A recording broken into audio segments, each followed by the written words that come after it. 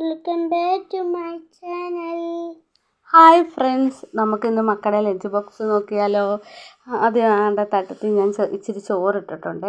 അതിൻ്റെ പുറത്ത് ആ ചെറിയ പാത്രത്തിലോട്ട് മെഴുക്കുവരട്ടി വെക്കുവാണ്. ഞാൻ മെഴുക്കുവരട്ടി ഇങ്ങനെ നമ്മൾ തോരൻ രീതി അരിയത്തില്ല, ആ രീതിയിൽ അരിയുന്നത്. ക്യാരറ്റ് ആയാലും എല്ലാം അങ്ങനെയാണെങ്കിലേ അവർ കൂട്ടത്തുള്ളൂ, അതുകൊണ്ടാണ്. പിന്നെ അതുപോലെ തന്നെ ഞാനൊരു മുട്ട വറുത്ത് വെച്ചിട്ടുണ്ട്. ഇന്ന് പാത്തൂട്ടിക്ക് മാത്രം മതി ലഞ്ച് ബോക്സ്. ഐശൂട്ടന് ഇന്ന് എക്സാം ഉച്ച വരെയുള്ളൂ. പാത്തൂട്ടിക്ക് ഇന്ന് 2 എക്സാം ഉള്ളതുകൊണ്ട് ചോറ് കൊടുത്തു വിടണം.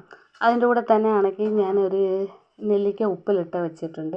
അവർക്ക് നെല്ലിക്ക ഉപ്പിലിട്ട ഐറ്റംസും അച്ചാറും ഭയങ്കര ഇഷ്ടമാണ്.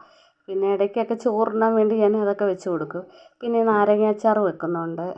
പിന്നെ നാരങ്ങയും ഈന്തപ്പഴം കൂടെ അച്ചാറിട്ടതാണ്, അത് ഭയങ്കര ഇഷ്ടമാണ്.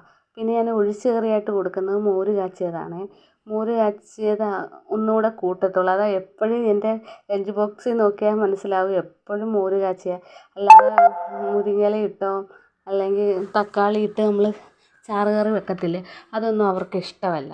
അതുകൊണ്ടാണ് മോര് കാച്ചി വെക്കുന്നുണ്ട്. ഇന്ന് ഞാൻ 10 മണിക്കായിട്ട് കൊടുത്തു വിട്ടേ നമ്മുടെ റാഗിപ്പൊടി കൊണ്ടുള്ള കിണ്ണത്തപ്പമാണ്. അതിൻ്റെ വീഡിയോ എടുക്കാൻ ഞാൻ മറന്നുപോയി. മോര് കാച്ചിയതാണ് ഒരുക്കുന്നത്. ഈ വീഡിയോയിലാണെങ്കിൽ ഞാൻ റാഗിപ്പൊടി കൊണ്ട് കിണ്ണത്തപ്പം ഉണ്ടാക്കുന്നത് എങ്ങനെയാണെന്ന് ഞാൻ ഇടാവേ. അപ്പം ഞങ്ങളുടെ ഈ കുഞ്ഞ് ചാനൽ എല്ലാവരും ഒന്ന് ലൈക്കും ഷെയറും സബ്സ്ക്രൈബ് ഒന്ന് സപ്പോർട്ട് ചെയ്യണേ. Ta-ta bye bye, see U.